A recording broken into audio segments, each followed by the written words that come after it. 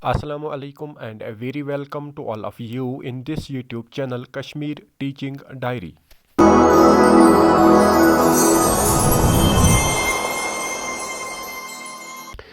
आज के video lecture में हमने समझना है class 8 law and social justice का कंक्लूडिंग टॉपिक, जो कि हमने कंक्लूजन के नाम से ही समझना है।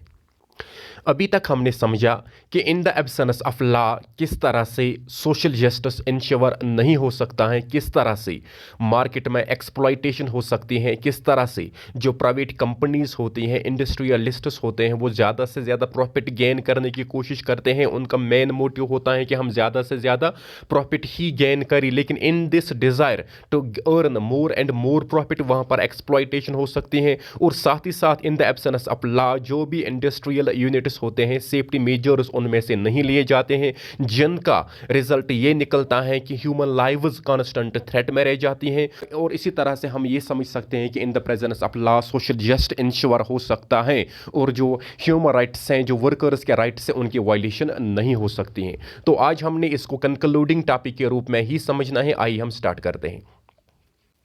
लॉ एंड देयर सिग्निफिकेंस, बनाना कितना अहम है और कानून की कितनी अहमियत है। और सभी हम जानते हैं कि कानून की कितनी अहमियत है। कानून के बगैर, लॉ के बगैर सोसाइटी रन ही नहीं कर सकते हैं। अभी तक हमने इस टॉपिक में ये समझा कि जो भी प्राइवेट कंपनीज होती हैं या अदर इंडस्ट्रियल यूनिट होते हैं, उनका मेन मोटिव होता है, उनका मेन मकसद होता है कि हमने ज़्यादा से ज़्यादा प्रॉफिट गेन करना है। क्योंकि प्राइवेट सेक्टर या प्राइवेट इंडस्ट्री या प्राइवेट इंडस्ट्रियल स्ट्रक्चर जो भी बनाया जाता है, उसका मकसद ही होता है कि हमने क्या गेन करना है, हमने ज्यादा से ज्यादा प्रॉफिट गेन करना है। और लेकिन हमने ये भी यहां पर समझा कि in the absence of law, अगर लॉ अवेलेबल ना हो, अगर लॉ मेकर्स के जरिए लॉ नहीं बनाया गया होगा, तो वहां पर क्या होगी, एक्सप्लॉयटेशन ऑफ द वर्कर्स होगी। जो वर्किंग क्लास हमारी हैं, जो उनके जो राइट्स हैं वो एक्सप्लॉयट हो जाएंगे, या उनको सही तरह से वेजेस नहीं दिए जाएंगे, उनकी वर्किंग कंडीशन सही तरह से नहीं होंगी और उनको फोर्स्ड लेबर में भी रखा जा सकता है। और बहुत तरह की एक्सप्लॉयटेशन हो सकती है वर्कर्स के साथ, अगर वहां पर गवर्नमेंट का रोल नहीं होगा और तो अगर गवर्नमेंट के जरिए लॉज को बनाया नहीं जाएगा। तो हमने यहां पर अब समझा in this situation the role of the government is very important. तो इस एक्सप्लॉयटेशन ऑफ वर्कर्स को रोकने के लिए यहां पर आता है role of the government. Government का जो रोल है वो बहुत आम है। क्यों रोल गवर्नमेंट का आम है? That because the making, upholding and enforcing of the appropriate laws. क्योंकि गवर्नमेंट का काम होता है लॉज को बनाना, लॉज को अपहोल्ड करना और लॉज को इन्फोर्स करना। लेकिन कौन से वाले लॉ अप्रोप्रिएट बनने चाहिए। इसका मतलब यह हुआ कि जिसमें फर्दर वायलेशन ना हो, जिसमें वर्कर्स के राइट्स को प्रोटेक्ट किया जाए, जिसमें ह्यूमन राइट्स को प्रोटेक्ट किया जाए, जिसमें एनवायरनमेंट को प्रोटेक्ट किया जाए, जिसमें राइट टू लाइफ को प्रोटेक्शन दी जाए, और वही लॉ बनने चाहिए। तब ही ये हो सकता है कि जो प्राइवेट कंपनीज हैं, पर ये most of the private companies, हम ये कहेंगे प्राइवेट कंपनीज का काम ही होता है प्रॉफिट को ज़्यादा से ज़्यादा गेन करना, लेकिन इसका मकसद ये भी नहीं है वर्कर्स के राइट्स को एक्सप्लॉइट किया जाए। बहुत सारी प्राइवेट कंपनीज वो हैं कि जो वर्कर्स के वेलफेयर के लिए भी काम करते हैं, और बहुत सारी प्राइवेट कंपनीज वो हैं जहां पर वर्कर्स के राइट्स को एक्सप्लॉइट किया जाता है। और उस एक्सप्लॉइटेशन को रोकने के लिए गवर्नमेंट का रोल आ जाता है। गवर्नमेंट का रोल है कि उस एक्सप्लॉइटेशन को रोका जाए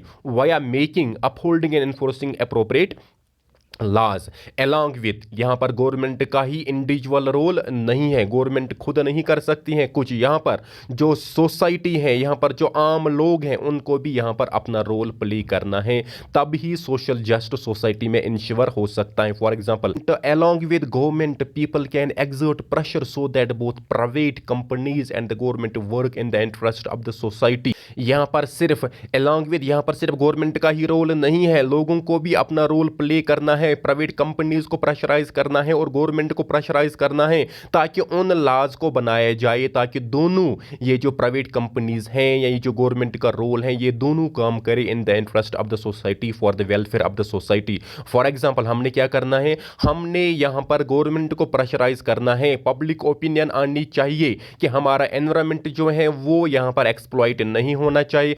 इसका मतलब ये हुआ कि हमने पब्लिक अवेयरनेस, हमने जनरल ओपिनियन हमारी ये होनी चाहिए कि हमने इकोनॉमिक डेवलपमेंट को गेन नहीं करना है at the cost of environmental degradation. हमने वर्कर्स के राइट्स के लिए लड़ना है और हमने साथ ही साथ जो राइट टू लाइफ है वो सिक्योर होना चाहिए। ये तब ही पॉसिबल है कि जब अप्रोप्रिएट लॉज बनाए जाएंगे, हमारा एनवायरमेंट भी प्रोटेक्ट रहना चाहिए, हमारी जो वर्कर्स हैं उनके राइट्स भी प्रोटेक्ट रहने चाहिए और हमारा जो राइट टू लाइफ है अंडर आर्टिकल 21 जो आर्टिकल 21 का एक ब्रॉडर पर्सपेक्टिव है, जो भी डोमेन्स, जो भी part of the right to life है उन सभी को हमने प्रोटेक्ट करना है। सब तब मुमकिन होगा जब अप्रोप्रिएट लॉज बनाए जाएंगे और साथ ही साथ जो लोग हैं वो गवर्नमेंट को प्रेशराइज करेंगे वक्तन फवक्तन, ताकि वही लॉज बनाए जाए जो सोसाइटी के लिए बेहतर हो। क्योंकि हमारी जो स्टेट है ये वेलफेयर स्टेट है और यहाँ पर जो गवर्नमेंट बनती है वो वेलफेयर गवर्नमेंट बनती है। गवर्नमेंट का काम ही होता है to work for the welfare of the common good.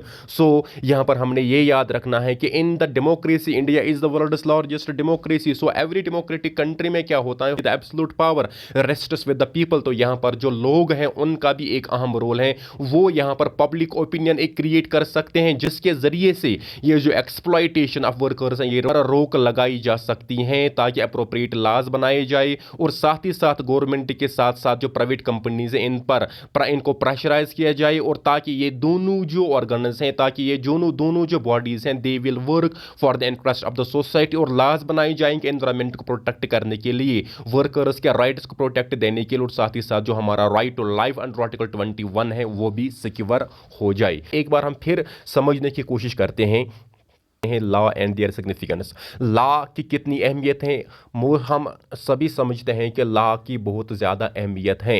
Private companies इनका काम क्या होता है कि ज़्यादा से ज़्यादा प्रॉफिट गेन करना, लेकिन अगर वहाँ पर लॉ ना हो, in the absence of law, यहाँ पर इस प्रॉफिट गेन करने के डिज़ायर में वर्कर्स के राइट्स को एक्सप्लॉइट किया जा सकता है।